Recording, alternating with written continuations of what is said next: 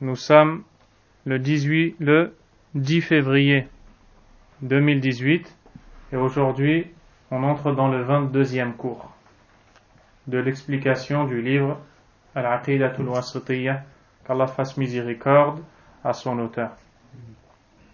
Après avoir parlé de l'attribut d'Allah Azza wa Jal qui est la parole, notamment le Coran, et du fait que le Coran a été révélé, il est descendu de la part d'Allah subhanahu wa ta'ala vers son prophète Muhammad alayhi salatu wassalam, ce qui d'ailleurs prouve qu'Allah est au-dessus de ses serviteurs. Cheikh al-Islam ibn Taymiyyah rahimahullah va passer à un autre point, et après ce point-là, il va traiter des hadiths, car vous avez bien vu que depuis le début, nous n'avons fait que lire des versets. Maintenant, ou après ce point-là, que nous allons lire maintenant, incha'Allah, il va passer au récit prophétique, faisant la mention des attributs d'Allah, subhanahu wa ta'ala. L'auteur dit, وَقَوْلِهِ وُجُوهٌ يَوْمَئِذٍ نَاظِرَةٌ إِلَى رَبِّهَا نَاظِرَةٌ على الأرائك ينظرون للذين أحسنوا الحسنى وزيادة لهم ما يشاءون فيها ولدينا مزيد وهذا الباب في كتاب الله تعالى كثير من تدبر القرآن طالبا للهدى تبين له طريق الحق. L'imam Ibn Taymiyyah rahimahullah a cité quelques versets et il entre donc dans la question appelée Ru'yatul mu'minina li rabbihim yawm al-qiyamah, l'affirmation que les croyants verront leur Seigneur dans l'au-delà. Les savants de la Sunna ont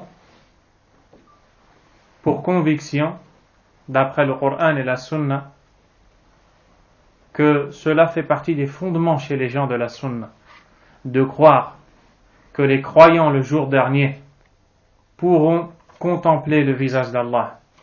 Nas'alullah azza wa jal an yaftaha lana bab rahmatih wa an yuwaffiqana li ru'yati wajhihi al-karim subhanahu wa ta'ala wa an yaj'ala hadhihi al-a'mala sababan li dhalik, qu'Allah fasse que nos actions qui sont celles-ci soient pour nous une cause nous permettant de le voir le jour dernier.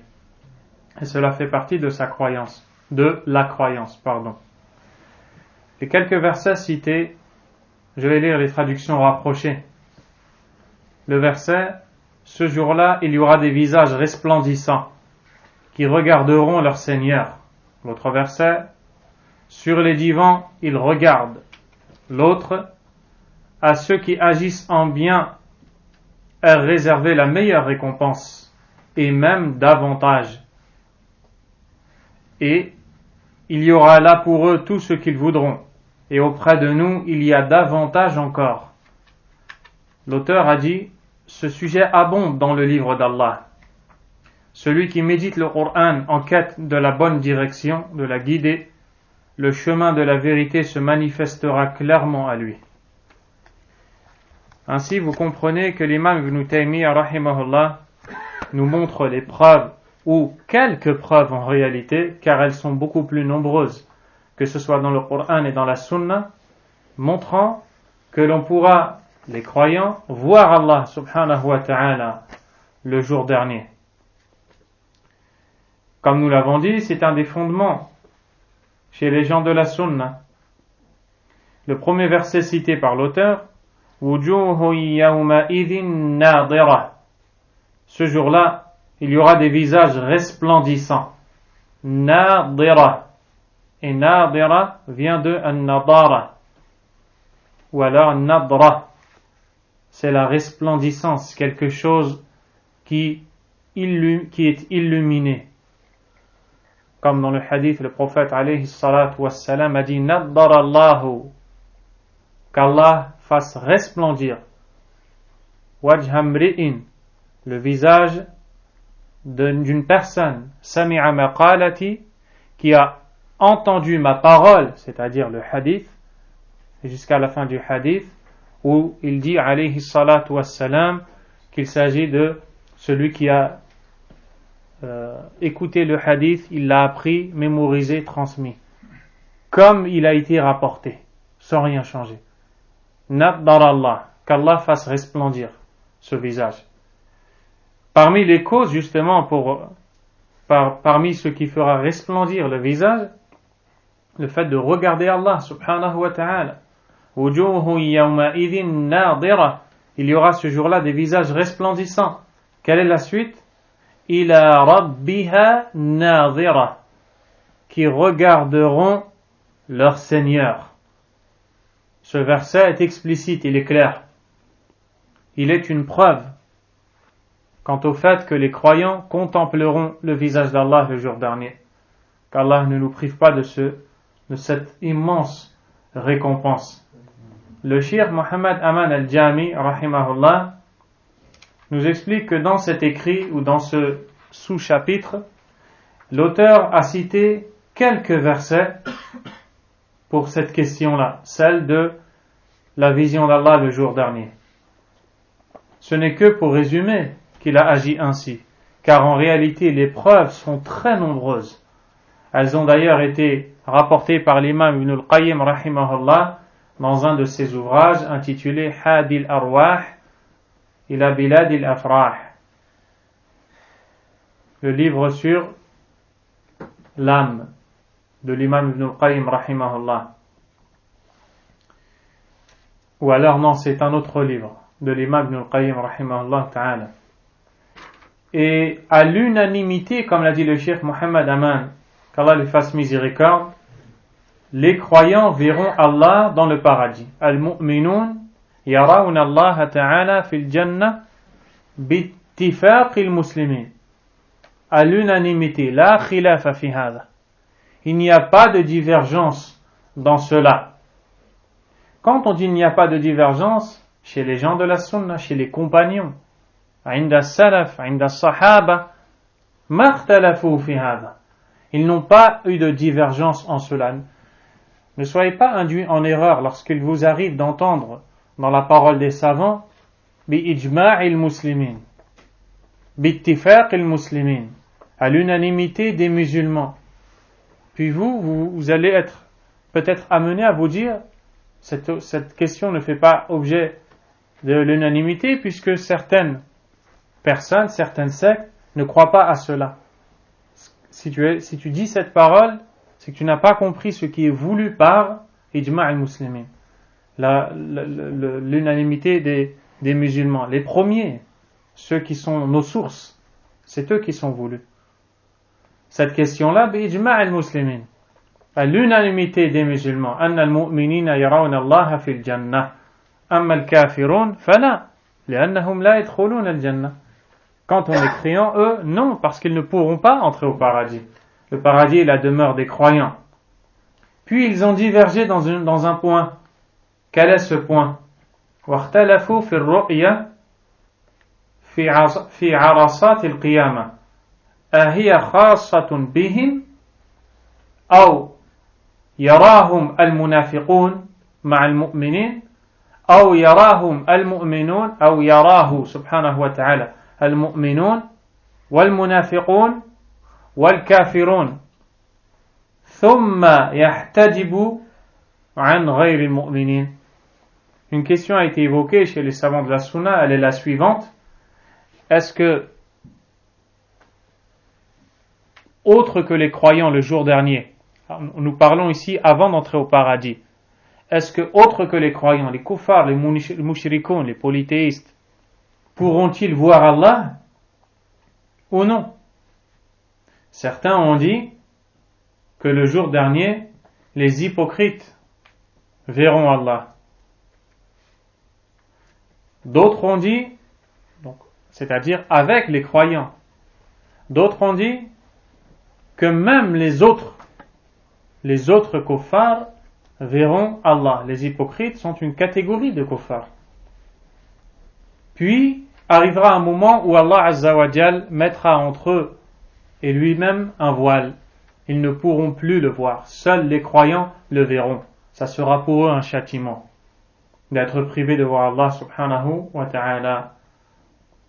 Le cheikh Mohammed Aman al-Jami rahimahullah, sans s'étaler dans la question, a dit: ce qui est compris de la parole de l'imam Ibn Taymiyyah, c'est-à-dire dans ses écrits, c'est qu'il est d'avis que nul ne pourra voir Allah le jour dernier à part les croyants. Et il a été soutenu dans cet avis par l'imam Ibn Hajar rahimahullahu ta'ala. Une question pourra se poser. Quelqu'un pourrait dire: il n'y a pas eu de divergence entre les compagnons, il n'y a pas eu de divergence entre les premières générations, il n'y a pas de divergence à avoir au sein des gens de la Sunna dans la croyance. Cette question alors, est-elle une divergence dans la aqidah, dans la croyance? La réponse est non. Car la question de aqidah, c'est la vision d'Allah le jour dernier. Ils sont unanimes pour cela. Pour dire que les croyants verront Allah le jour dernier, il n'y a pas de divergence dans cela. Alors, cette divergence, comme a dit le cheikh Mohammed Aman al-Jami, est d'ordre scientifique. Elle n'est pas d'ordre dogmatique. Elle ne relève pas de divergence dans la croyance. Car le fondement, c'est la vision d'Allah le jour dernier. Il n'y a pas de divergence dans cela. Mais il y a un point scientifique qui est: est-ce que les autres pourront le voir, ne serait-ce qu'un moment ou non? Donc ça, c'est la réponse à cette question. Car il n'y a pas de divergence dans la croyance chez les pieux prédécesseurs.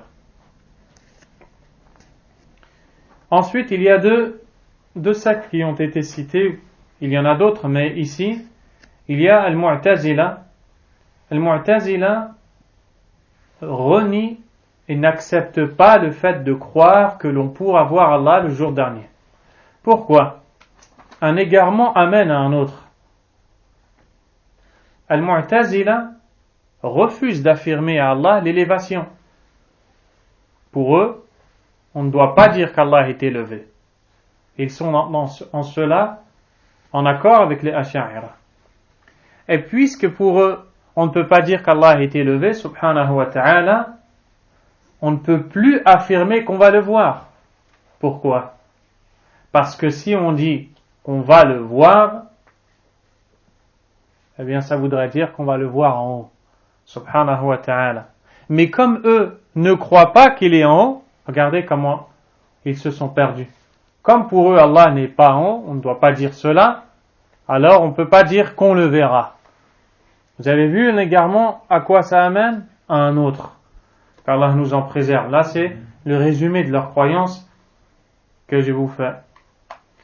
Et ils ont essayé d'argumenter. Ils ont essayé de citer des versets du Coran et d'en faire des preuves quant à leur croyance. Ils ont cité le premier verset, la parole d'Allah subhanahu wa ta'ala: La tudrikuhu al-absar wa huwa yudriku al-absar wa huwa al-latif al-khabir. Les regards ne l'atteignent pas et lui atteint les regards, subhanahu wa ta'ala. Ils ont dit: c'est la preuve claire qu'on ne peut pas voir Allah tabaraka wa ta'ala. Mais Cheikh al-Islam ibn Taymiyyah rahimahullah a répondu à cette ambiguïté en disant que ce qui a été nié ici n'est pas la vision, mais le regard. Ou plutôt, n'est pas la vision, mais le fait d'atteindre par le regard, ou alors de percevoir par le regard. Je vais vous illustrer cela par un exemple. N'est-ce pas que lorsque Mohammed est devant moi ici, comme c'est le cas maintenant, je le vois et je le cerne de par mon regard. Je peux voir tout ce qui est face à moi. Je vois tout de lui, n'est-ce pas? Je l'ai regardé et je l'ai cerné. Par contre, imaginez-vous que Mohammed était à 300 mètres de moi. Je le regarde. Je le vois ou non? Oui, je le vois. Est-ce que je le cerne? Est-ce que je le cerne? Non. quand il est à 300 mètres, tu ne peux pas tout voir de lui. Tu ne peux pas le cerner par ton regard, n'est-ce pas? C'est ça qui est nié d'Allah subhanahu wa ta'ala. Ce n'est pas la vue. C'est le fait que les regards ne peuvent pas le cerner, ne peuvent pas l'atteindre complètement, ne peuvent pas le percevoir complètement, tellement il est immense subhanahu wa ta'ala. Donc ce n'est pas la vision qui est niée. Wa alaykum assalam wa rahmatullahi wa barakatuh. Le deuxième verset qu'ils ont utilisé, c'est le dialogue entre Allah tabaraka wa ta'ala et Moussa. Vous savez que Moussa alayhi salam a demandé à son Seigneur de se montrer à lui. Qala Rabbi arini anzur ilayk. Ô Seigneur, montre-toi à moi. Qala lan tarani. Allah azza wa jalla lui a dit, tu ne me verras pas. Walakin anzur ila al-jabal. Mais regarde la montagne. Fa in istaqarra makanahu fa sawfa tarani. Et si la montagne reste à son endroit, alors tu me verras. Puis quand Allah tabaraka wa ta'ala s'est montré, la montagne n'a pas supporté. La montagne a explosé devant la puissance et la grandeur d'Allah tabaraka wa ta'ala.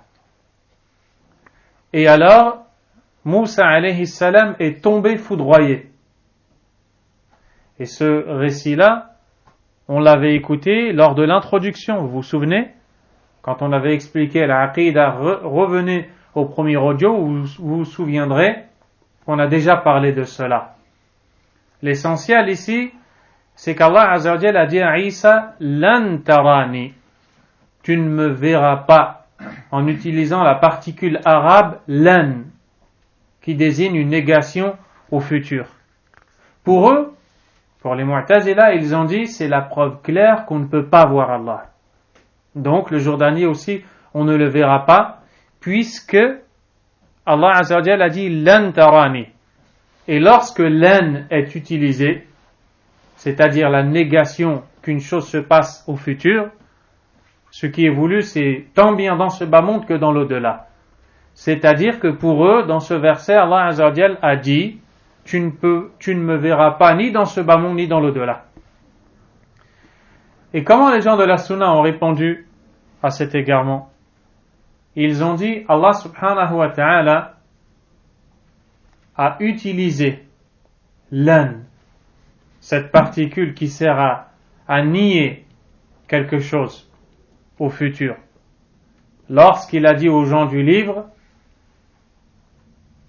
فَتَمَنَّوُا الْمَوْتَ إِن كُنتُمْ صَادِقِينَ. Espérez donc la mort, si vraiment vous êtes véridique. Puis il a dit, وَلَنْ يَتَمَنَّوْهُ أَبَدًا. Et ils ne l'espéreront jamais. Là, on pourrait le traduire par jamais. Mais jamais dans ce bas monde. Ils ne l'espéreront jamais. Puis dans un autre verset, on voit que quand les gens de l'enfer seront châtiés par Allah subhanahu wa ta'ala, ils diront وَقَالُوا يَا مَالِكُ لِيَقْضِ عَلَيْنَا رَبُّكَ. الآن يعني في الآخرة يتمنون الموت فلن إنما هي في الدنيا. Ils diront au Malik, en interpellant Malik, l'ange gardien du feu de l'enfer, dis à ton Seigneur de nous achever. Qu'est-ce qu'ils veulent maintenant? Qu'est-ce qu'ils espèrent? Ils espèrent la mort. Alors que dans le bas monde, lan yatamannawhu, ils ne l'espéreront jamais.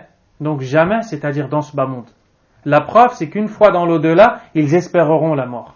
Tellement ils ne supporteront pas le feu. Donc, on revient, lan tarani, tu ne me verras jamais, c'est-à-dire dans ce bas monde.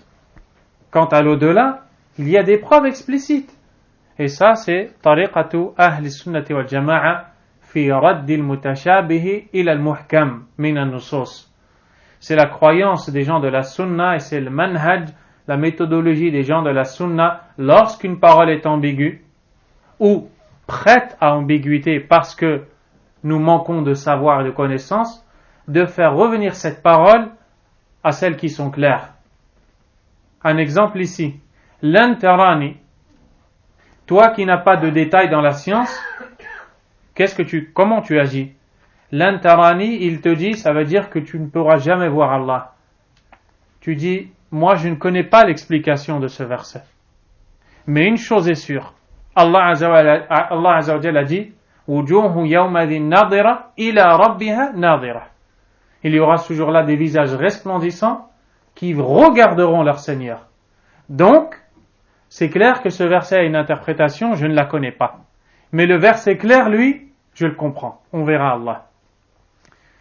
Car vous vous souvenez, dans Kashf al-Shubuhat, pour ceux qui ont assisté avec nous, il y a deux manières de répondre à l'ambiguïté. Une manière globale, générale, pour celui qui n'a pas les détails. C'est celle que je viens de vous illustrer maintenant. Je ne connais pas le sens de ce verset, mais le verset clair dit et affirme qu'on verra Allah Azza wa Jal. Et ensuite, il y a la façon de répondre détaillée qui est celle que vous avez entendue. Donc, cela est clair et net. On verra Allah subhanahu wa ta'ala. Et permettez-moi une parenthèse. Il y avait des gens qui disaient qu'on ne pourra pas voir Allah tabaraka wa ta'ala. Une personne notamment. Et dans l'assemblée, donc elle avait cette croyance des Mu'tazila.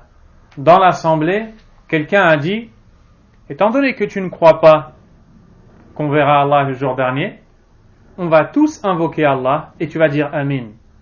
Et on va tous dire, oh Allah, ne te montre pas à lui le jour dernier. Et tu diras Amin puisque de toute façon tu n'y crois pas à ça. Subhanallah, regardez la morale dans cette histoire, c'est quoi? C'est que la fitra, la nature saine sur laquelle Allah t'a créé, elle s'est réveillée. Et l'homme, quand il a entendu ça, il a eu une crainte. Il leur a dit non, ne faites pas ça. Ça prouve quoi? Qu'à l'intérieur de toi, tu sais très bien. Allahu Akbar. Revenons à l'explication du verset. Wujuhun yawma'idhin nadira. Il y aura ce jour-là des visages resplendissants. Ila rabbiha nadira. Qui regarderont leur Seigneur. On revient avant à la parole des Asha'ira. Al-Asha'ira se sont emmêlés. Pourquoi? Parce que eux, souvenez-vous, refusent de croire qu'Allah est au-dessus du ciel. Subhanahu wa ta'ala. Mais ils croient en la vision. Si ce n'est qu'étant donné qu'ils ne croient pas qu'Allah est au-dessus, subhanahu wa ta'ala, ils ont été obligés aussi dans la vision d'amener des paroles étranges. Certains parmi eux ont dit, on le verra de partout. Comme ça ne veut pas dire que pour eux on lève la tête et on le voit au-dessus de nous. On le verra de partout. Devant, derrière, à droite, partout. Mais quelle raison accepte ça? Allah tabaraka wa ta'ala est au-dessus, on le verra au-dessus de nous. Subhanahu wa ta'ala. On le dit avec la plus grande des simplicités. D'autres ont donné d'autres interprétations qui sont toutes aussi confuses les unes que les autres, alors qu'il leur suffisait de délaisser cette tariqa, cette méthodologie, allati hiya taqdimul aqli ala al-naql, al-naql yani le Coran wa Sunnah. Le fait de faire passer la raison avant les textes, ils auraient dû délaisser cela et affirmer ce que les textes ont affirmé. Ils auraient trouvé la quiétude et le repos de leur âme, et leur foi aurait augmenté, et ils se seraient rapprochés d'Allah, subhanahu wa ta'ala, plutôt que de se perdre dans la croyance et de surcroît dans tout ce qui va découler de cette croyance qui est la base de ta religion, chers croyants. Al-Sheikh Salih Al-Fawzan nous dit, les visages cités dans ce verset sont les visages des croyants, qui le jour de la résurrection seront resplendissants, illuminés, beaux, embellis, brillants. Ils regarderont leur Seigneur, leur Créateur, subhanahu wa ta'ala. Ils le regarderont et contempleront avec leur vue, avec leurs yeux. Pourquoi Cheikh Fawzan précise bien? il dit tanzuru ilayhi bi absariha jam' al-basar. Ils le regarderont avec leurs yeux. Ce n'est pas pour rien. Parce que les mukhalifun, les contrevenants, les opposants à cette croyance, ont dit hiya ru'yatul basira la ru'yatul basar. Il s'agit de la vue appelée al-basira, la vue du cœur, et ce n'est pas la vue des yeux. Le Cheikh Muhammad Aman al-Jami a dit la basirata lakum antum la basirata lakum aslan. Vous n'avez pas de clairvoyance déjà, vous n'avez pas de vue du cœur, li'annakum tanfuna asma' Allah wa sifatih, car vous niez les noms et les attributs d'Allah. Fa kayfa tarawna Allah bi basiratikum. Comment allez-vous voir Allah de par votre cœur ou de votre clairvoyance alors que vous ne le connaissez pas dans ce bas monde? Cheikh Al-Fawzan nous dit, et les récits en ce sens sont très nombreux. Ils sont rapportés par énormément de compagnons, c'est-à-dire les récits affirmant que l'on verra Allah le jour dernier. وأجمع عليه الصحابة والتابعون وسلف الأمة واتفق عليه الأئمة الإسلام. Les imams de l'islam sont unanimes dans cette question que l'on verra Allah subhanahu wa ta'ala. Ainsi on voit que l'on verra Allah insha'Allah. Allahumma arina wajhaka al-karim ya rabbal alamin. Le deuxième verset, ala al-ara'iki yanzurun, en parlant des gens du paradis, sur les divans, ils regardent. Qu'est-ce qu'ils regardent? Le jour où ils seront sur les divans accoudés. Qu'est-ce qu'ils regarderont? Ila Allah azza wa jal. Ils regarderont Allah tabaraka wa ta'ala. وأما الكفار فقد تقدم في الآيات التي قبل هذه الآية أنهم عن ربهم يومئذ لمحجوبون. Quant aux kuffars, les mécréants, nous avons vu avec d'autres versets qu'ils seront voilés de la vision de leur Seigneur le jour dernier. D'ailleurs, l'imam al-Shafi'i rahimahullah ta'ala a dit que ce verset عن ربهم يومئذ لمحجوبون, mentionnant le fait que le jour dernier ils seront voilés de voir leur Seigneur, ils ne pourront pas le voir subhanahu wa ta'ala, est la preuve la plus explicite que les croyants verront Allah. Regardez la compréhension des savants.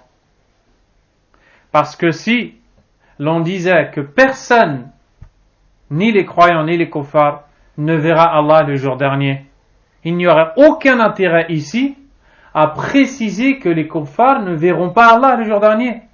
Ainsi, si Allah a précisé que les kuffars ne verront pas Allah le jour dernier, cela veut dire inévitablement, contrairement aux croyants qui eux verront Allah le jour dernier.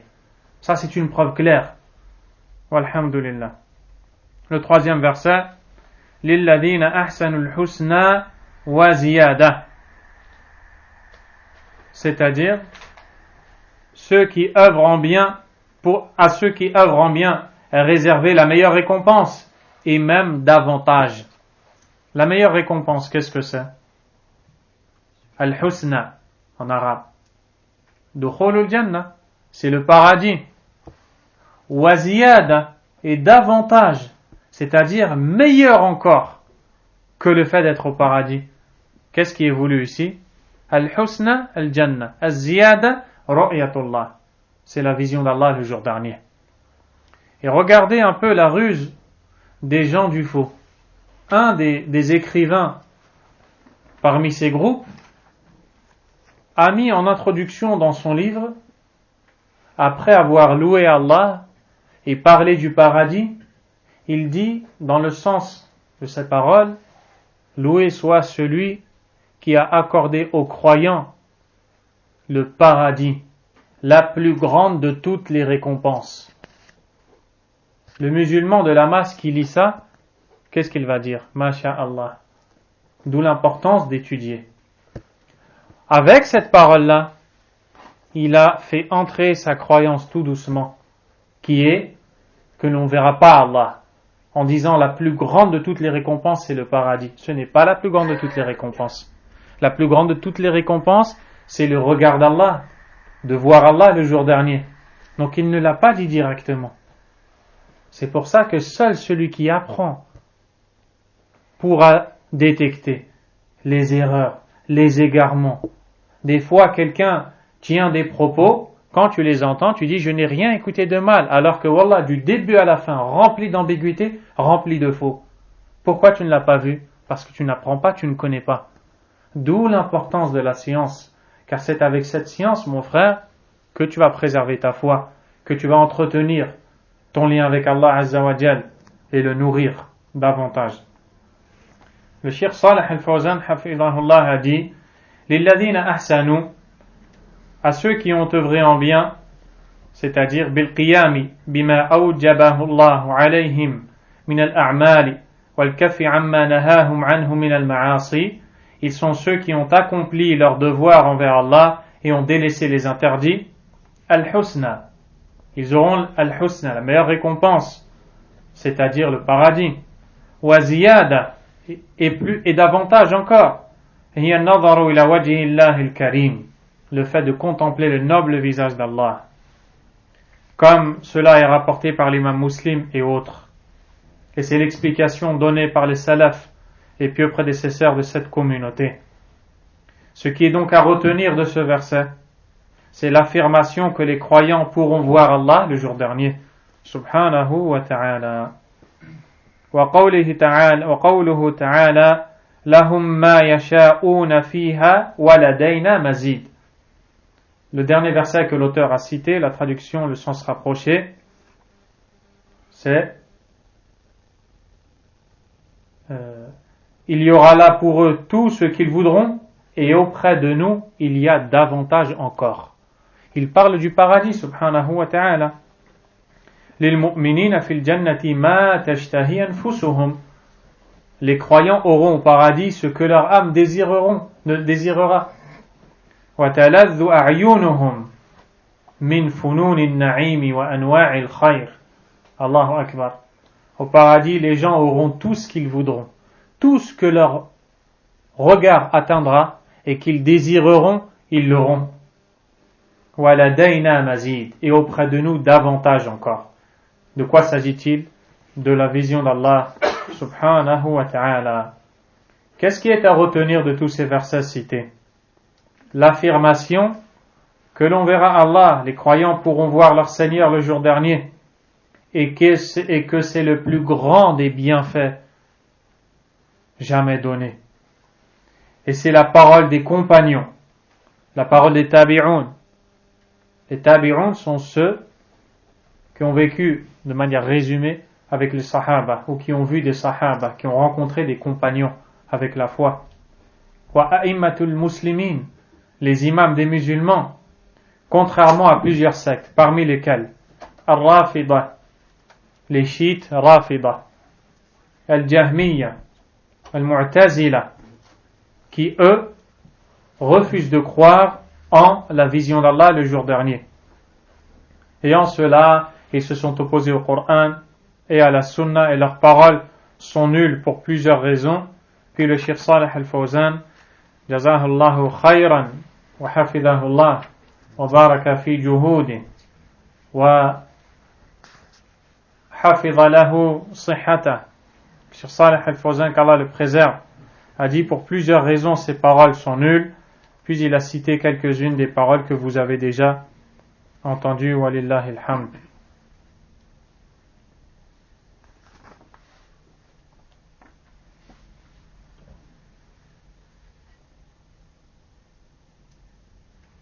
Ensuite, l'auteur, rahimahullah, a dit وَهَذَا الْبَابُ فِي كِتَابِ اللَّهِ كَثِيرٌ وَمَنْ تَدَبَّرَ الْقُرْآنَ تَبَيَّنَ لَهُ طَرِيقُ الْحَقِّ. Ce sujet abonde dans le livre d'Allah. Celui qui médite le Coran en quête de la guider, le chemin de la vérité se manifestera clairement à lui. Comment se manifeste à toi le chemin de la guidée? Bi kitabillahi tabaraka wa ta'ala. Par le livre d'Allah subhanahu wa ta'ala, mais pas seulement. Bi sunnah, par la sunna du prophète alayhi salatu wassalam. C'est pour cette raison que tout de suite après, l'auteur rahimahullah va citer des récits maintenant, des récits du prophète sallallahu alayhi wa sallam. Le Cheikh Salih al-Fawzan nous dit dans ce sujet, c'est-à-dire le sujet des noms et des attributs d'Allah. Les versets dans le Coran sont très nombreux. L'auteur n'en a cité que très peu en réalité. Ils sont très nombreux. Et celui qui médite le livre d'Allah, tabaraka wa ta'ala, en cherchant la guider, non pas en cherchant à le falsifier, ou alors en cherchant ce qui va dans mes passions, en donnant de fausses interprétations au texte, mais plutôt à la recherche de la guider pour Allah tabaraka wa ta'ala. Allah azza wa jal lui montrera cette voie qui deviendra claire pour lui, au point où il la suivra si Allah décide de le guider. Allah azza wa jal a dit: Kitabun anzalnahu ilayka mubarakun liyadabbaru ayatihi wa liyatadhakkara ulul albab. C'est un livre que nous avons fait descendre vers toi, béni, afin qu'ils en méditent les versets et que les gens doués de raison se rappellent. Il nous dit également, subhanahu wa ta'ala: Afala yatadabbaruna al-Qur'an am ala qulubin aqfaluha. Ne méditent-ils pas le Coran, ou y a-t-il sur leur cœur des cadenas? Donc Allah azza wa jal nous appelle à méditer le Coran, et on ne peut méditer ce que l'on ne comprend pas.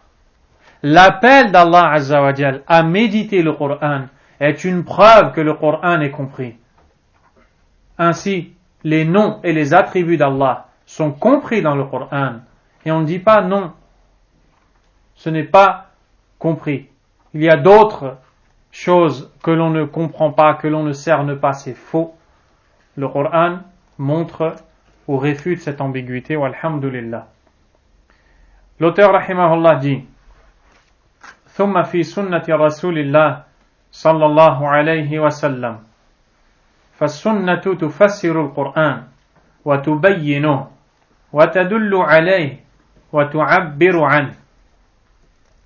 Il nous dit: et dans la sunna du messager d'Allah sallallahu alayhi wa sallam, dans la sunna, c'est-à-dire il y a aussi dans la sunna du prophète sallallahu alayhi wa sallam. Revenons à la phrase comme l'a cité le Cheikh Salih al-Fawzan dans le début, lorsque l'imam Ibn Taymiyyah rahimahullah au début de cet écrit montre globalement la croyance des gens de la sunna, qui est de croire au nom, aux attributs d'Allah, au nom d'Allah, puis les 6 piliers de la foi, puis il a développé la croyance dans les noms, dans les attributs d'Allah azza wa jal, et il a dit: وَقَدْ دَخَلَ فِي هَذِهِ الْجُمْلَةِ الَّتِي وَصَفَ اللَّهُ بِهَا نَفْسَهُ, et entre dans ce par quoi Allah s'est décrit, puis il a cité les versets. Et là maintenant il dit: et dans la sunna, c'est-à-dire et dans la sunna aussi, il y a ce par quoi Allah se décrit. Allah se décrit à nous azza wa jal dans le Coran et dans la sunna à travers la parole de son prophète alayhi salatu wassalam. En effet, la sunna explique le Coran, elle l'éclaircit, le corrobore et l'interprète, et ce par quoi le messager a décrit son Seigneur en fait de hadiths authentiques approuvés par les hommes de science doit aussi être objet de croyance. Il y a des points très importants qui sont cités ici. Premièrement, il est fait mention de la sunna du prophète sallallahu alayhi wa sallam. Dans la sunna, on voit la description d'Allah. Nous voyons des noms, des attributs qui nous permettent de le connaître. La sunna est la deuxième source dans l'islam. La première source, c'est le Coran. Deuxièmement, vient après, la sunna, c'est la deuxième source. C'est une révélation. La sunna est comme le Coran. Vous entendez cela? Elle est comme le Coran, dans le sens où c'est une révélation qui vient d'Allah. Allah tabaraka wa ta'ala a dit de son prophète alayhi salatu wassalam: وَمَا يَنْطِقُ عَنِ الْهَوَىٰ et il ne parle pas sous l'effet de la passion. Innama huwa wahyun yuha. Ce n'est qu'une révélation qui lui est faite. إذا تكلم في الدين عليه الصلاة والسلام كان كلامه كالقرآن أي لأنه وحي من الله تبارك وتعالى. Quand le prophète parle dans la religion عليه الصلاة والسلام, sa parole est comme le Coran, car c'est une révélation d'Allah. إنما يبلغ عن الله عز وجل. Il ne fait que transmettre de la part d'Allah. فكلامه وحي وكتاب الله وحي. لا تفرق بينهما. Attention, il n'y a pas de différence entre le Coran et la sunna du prophète sallallahu alayhi wa sallam, les deux sources auxquelles on doit revenir. Allah Azza wa Jalla a dit فَإِن تَنَازَعْتُمْ فِي شَيْءٍ فَرُدُّوهُ إِلَى اللَّهِ وَالرَّسُولِ. Si vous divergez dans une quelconque affaire, ici, fi shay'in nakira. Ici, ce qui est voulu, c'est al-umum, c'est la généralité. Toutes les affaires. Peu importe l'affaire et la question dans laquelle vous divergez, renvoyez cela à Allah et son messager. Cheikh Salih Al-Fawzan nous dit Ar-raddu ila Allah wa ar-ruju'u ila kitabih. Renvoyer à Allah, c'est-à-dire à son livre. Wa ar-raddu ila ar-rasul sallallahu alayhi wa sallam ba'da wafatihi huwa ar-ruju'u ila sunnati. Et après sa mort, revenir au messager, c'est-à-dire revenir à sa sunna. Qu'est-ce que la sunna du prophète sallallahu alayhi wa sallam? Est-ce qu'il est acceptable que tu ne saches pas définir la sunna? Certes, dans la manière globale, lorsque tu dis je suis la sunna, tu sais que tu entends par là, tu suis la guidée. Walhamdulillah. Mais la définition de la sunna, qu'est-ce que c'est? Dans le sens linguistique, la sunna, c'est at-tariqa. C'est la voie, dans le sens linguistique. C'est une voie empruntée, une voie suivie. Dans le sens religieux, istilahan,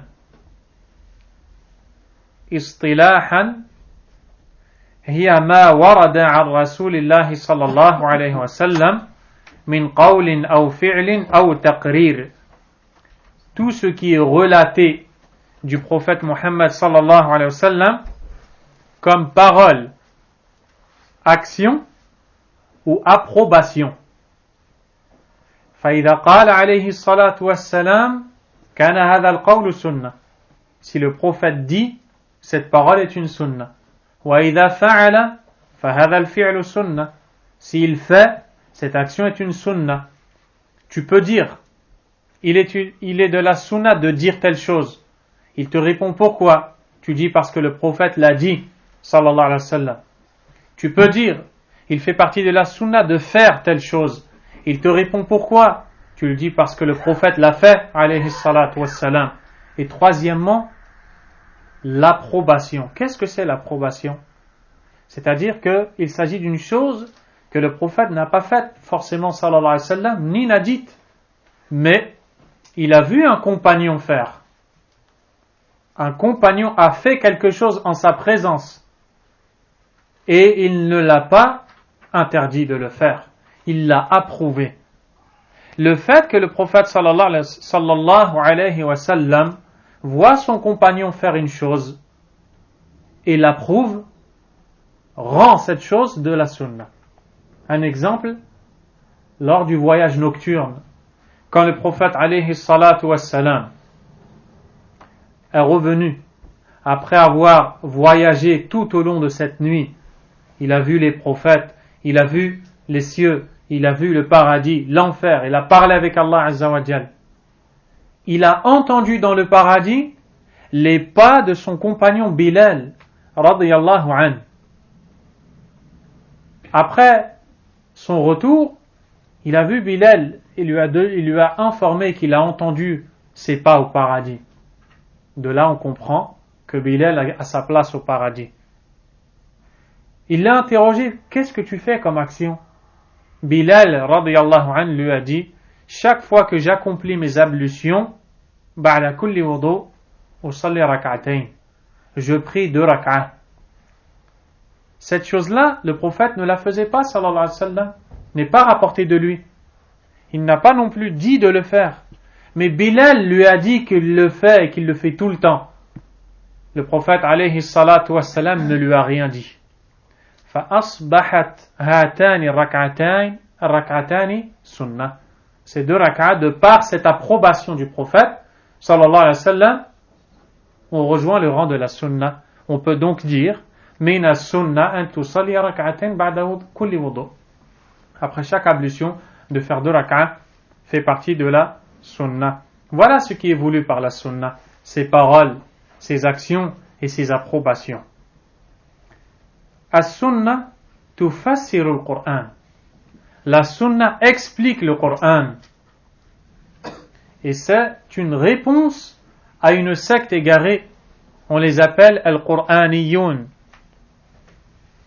Ils disent Nahnu la na'khudhu illa al-Qur'an. Ils disent on ne prend que le Coran. On ne prend rien de la sunna. Kayfa ta'khudhu illa al-Qur'an? Kadhab. Tu dis que tu prends que du Coran, tu es un grand menteur. Ayna kutiba fi al-Qur'an an tusalliya 4 rak'at al-dhuhr ou rak'atayn al-fajr. Où est-ce que tu as vu dans le Coran qu'il faut faire 4 rak'at au dhuhr, 2 rak'at au fajr? في القرآن تقرأ وقرآن الفجر إن قرآن الفجر كان مشهودا. Tu lis qu'on doit réciter le Coran dans la prière du Fajr. Mais est-ce que tu lis qu'on doit faire 2 rak'ah? أين تعلمت هذا؟ في السنة. C'est dans la sunna que tu as appris ça. تفاصيل الزكاة أين تعلمتها؟ Où est-ce que tu as appris les détails de la zakat? Comment la payer, à qui la payer, combien, le poids, le gramme? C'est dans la sunna que tu apprends ça. Sans la sunna, tu es perdu. Allah Azza wa Jal nous ordonne de suivre son prophète, sallallahu alayhi wa sallam, c'est-à-dire de suivre sa guidée, de suivre sa sunna. Cheikh Salih al-Fawzan nous dit Ay tubayyinu ma'aniyahu wa maqasidah. La sunna rend clair l'essence du Coran. Car le prophète, sallallahu alayhi wa sallam, yubayyinu linnasi ma unzila ilayh, éclaircit aux gens ce qui lui a été révélé. Allah Azza wa Jalla a révélé le Coran et il a envoyé le prophète sallallahu alayhi wa sallam. Allah Azza wa Jalla a dit wa anzalna ilayka dhikra litubayyina linnasi ma nuzila ilayhim. Et nous avons fait descendre vers toi le rappel, c'est-à-dire le Coran. Pourquoi? Litubayyina linnas, afin que tu expliques aux gens, c'est-à-dire par ta sunna, ma nuzila ilayhim, ce qui est descendu à eux. Donc, si on n'a pas la sunna, on ne peut pas avoir d'explication du Coran qui est descendu à nous. Et c'est le rôle du prophète sallallahu alayhi wa sallam. Wa sunnatu aydan tubayyinu al-Qur'an ay tuwaddihu mujmala. Également, la sunna détaille ce qui est global dans le Coran. Il y a dans le Coran des passages qui demandent des détails. Ces détails, on va les retrouver dans la sunna. Kas-salati was-sawmi wal-hajji waz-zakah, comme ces adorations, la prière, les piliers de l'islam, et la majeure partie de ces règles religieuses, de la jurisprudence islamique, qui sont démontrées par la sunna. Was-sunnatu aydan tadullu ala al-Qur'an wa tu'abbiru an. De même, la sunna, elle interprète le Coran et elle guide vers le Coran, elle le corrobore et l'interprète. أي تدل على ما دل عليه القرآن وتعبر عما عبر عنه القرآن. La sunna prouve ce que le Coran prouve. Elle est en accord total avec le Coran. Ça, c'est un point qui est extrêmement important. Et on ne dit pas que l'on doit simplement prendre du Coran. C'est faux. Toute personne qui vous dit ça ment, sciemment ou non. Sciemment ou non. Maintenant, il y a un point important qui est: est-ce que dans la sunna ou dans ce qui est attribué, affilié à la sunna, on doit vérifier si c'est authentique ou non? La réponse est oui, contrairement au Coran. Le Coran du début à la fin, il n'est pas question d'aller vérifier l'authenticité d'un verset. La parole d'Allah Azza wa Jal, Allah Tabaraka wa Ta'ala a dit: Inna nahnu nazzalna dhikra, c'est nous qui avons fait descendre le rappel, wa inna lahu lahafidhun, et nous en sommes le gardien. Subhanahu wa ta'ala. Quant à la sunna, kayfa hafidha Allahu sunna? Comment est-ce qu'Allah Tabaraka wa Ta'ala a préservé la sunna? Birijalin sadiqin ulama, par des hommes forts, sincères, ulama ul hadith, les savants du hadith, ceux qui ont mis en place des règles nous permettant de définir les hadiths et de les mettre dans la balance de l'authenticité ou de la non-authenticité. C'est avec ça, on appelle ça al-isnad, la chaîne de transmission. C'est comme cela qu'ils ont par la grâce d'Allah Azza wa Jal protégé les récits. Et al-isnad, qu'est-ce que c'est? C'est la chaîne de transmission. Aujourd'hui, je vous parle, n'est-ce pas? Hakim entend ma parole. Il la transmet à Muhammad lorsqu'il arrivera chez lui. Muhammad, demain, la transmettra à Mahdi. Mahdi la transmettra à une autre personne. Puis, cette dernière personne, elle apportera ces paroles que moi-même j'ai dites, mais son auditeur lui dira: d'où tiens-tu cela? Comment je peux vérifier que ces propos sont avérés? Et c'est là qu'il répondra: ils sont avérés, car c'est Mahdi qui me l'a dit. Et Mahdi me l'a rapporté de Muhammad. Muhammad me l'a rapporté de Hakim. Hakim a entendu Sadiq dire ça. Cette chose-là, on l'appelle la chaîne de transmission. Et c'est comme cela que les savants de l'islam ont préservé par la volonté d'Allah Tabaraka wa Ta'ala les hadiths. Et comme les savants ont dit: Laoula al-isnad, laqala man sha'a ma sha'a. N'eût été cette science de la chaîne de transmission, tout le monde aurait dit tout ce qu'il veut. Tout le monde aurait dit tout ce qu'il veut. Et le Cheikh Muqbil, rahimahullah ta'ala, une belle parole, et a dit que si la parole me revient, je vous la citerai, Inch'Allah. L'essentiel, c'est l'importance de l'isnad, de la chaîne de transmission dans la croyance. Et c'est cela qui nous permet de savoir si le récit est authentique, s'il n'est pas authentique. Car il y a des règles à respecter, et tous les rapporteurs, qui sont les maillons de la chaîne de transmission, sont connus. Ils sont répertoriés, classifiés. Pensez que quand l'imam al-Bukhari, rahimahullah, vous dit « Qala Rasulullah sallallahu alayhi wa sallam », il ne sait pas de quoi il parle. Il y a peut-être 3 ou 4 ou 5 personnes derrière lui. Il les connaît tous, une par une, en détail. Mais bon, ça c'est dans la science du hadith que l'on voit ça. L'auteur, rahimahullah ta'ala, a dit: وَمَا وَصَفَ الرَّسُولُ بِهِ رَبَّهُ عَزَّ وَجَلَّ مِنَ الْأَحَادِيثِ الصِّحَاحِ التي تلقاها أهل المعرفة بالقبول وجب الإيمان بها كذلك. Ce par quoi le messager a décrit son Seigneur dans les récits authentiques, approuvés par les hommes de science. Retenez ces passages. Approuvé par les hommes de science doit aussi être objet de croyance. C'est-à-dire que quand on sait qu'un récit authentique est approuvé par les savants du hadith, par les savants du domaine, non pas par n'importe quel égaré ne connaissant absolument rien ou que très peu de cette science.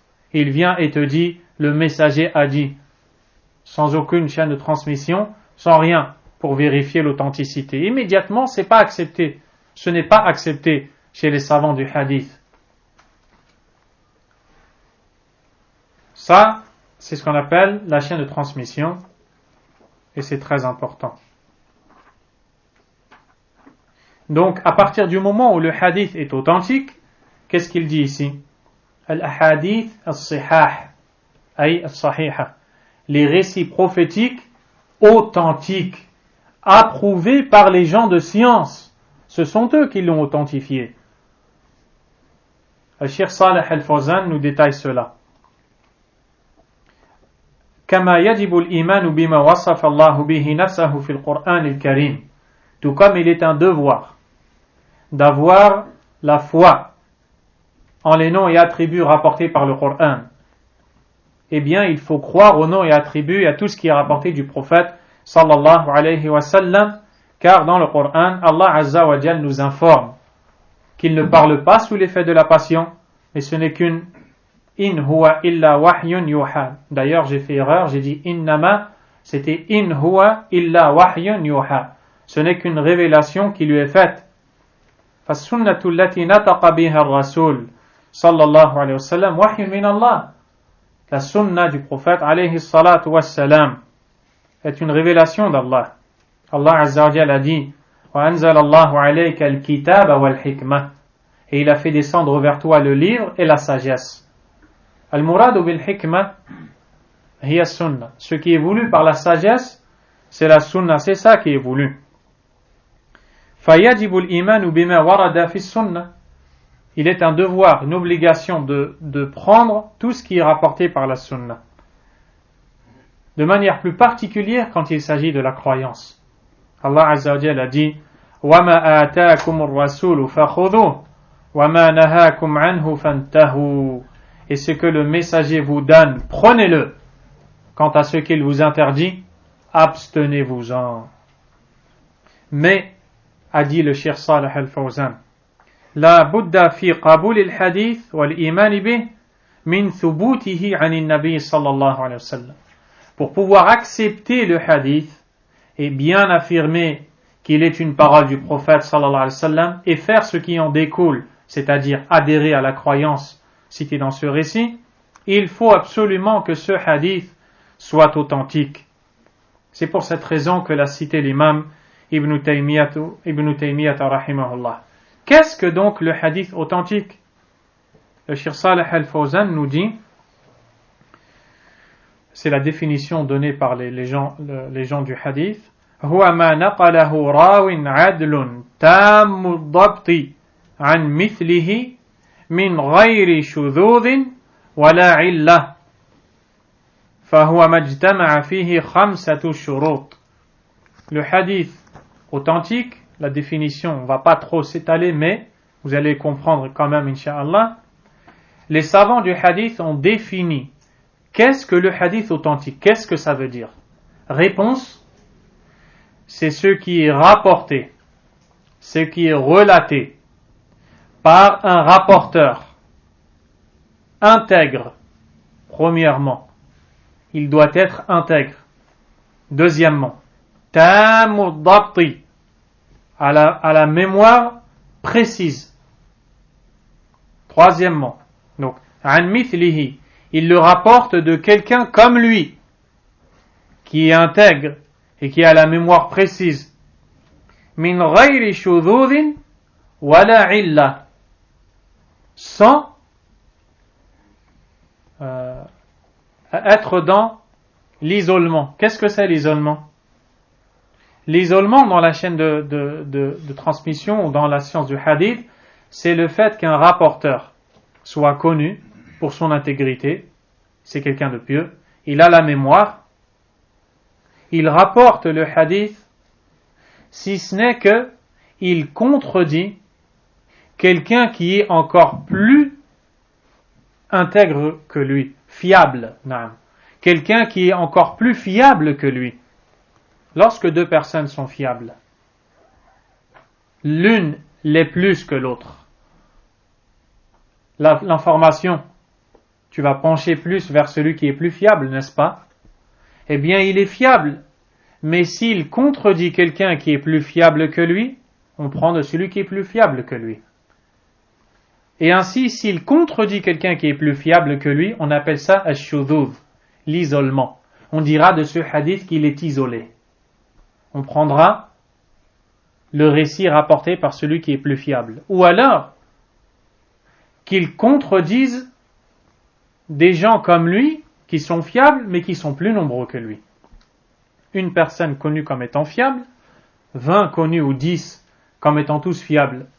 La personne seule donne une parole. Les 10 autres le contredisent. Qu'est-ce que tu fais? Tu prends des 10. C'est plus fiable de prendre des 10. Pourquoi? Parce qu'il reste un homme, il est sujet à l'erreur, il peut se tromper.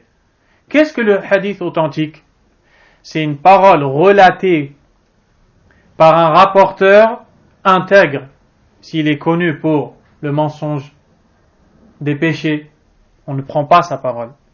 Par un rapporteur qui est intègre, qui ait une mémoire précise, de sorte qu'il ne se trompe pas, qu'il ne soit pas isolé. Vous avez compris ce que cela veut dire. Wala illa, et sans qu'il n'y ait un défaut dans la chaîne de transmission. Il y a des défauts qui font que le hadith va être faible. Par exemple, dans une chaîne de transmission, il y a plusieurs rapporteurs. Ils réunissent en eux ces conditions. Ils sont intègres, fiables, ils ont une bonne mémorisation. Si ce n'est que quand tu regardes, alaykoum salam, tu vois que ces deux rapporteurs, dont il est dit que l'un a rapporté à l'autre, n'ont pas vécu ensemble. Ils ne se sont pas rencontrés. Ça, c'est ce qu'on appelle une illa, un défaut dans la chaîne de transmission. À cause de ce défaut, on ne va pas prendre le hadith. Donc, vous voyez que ce n'est pas une mince affaire.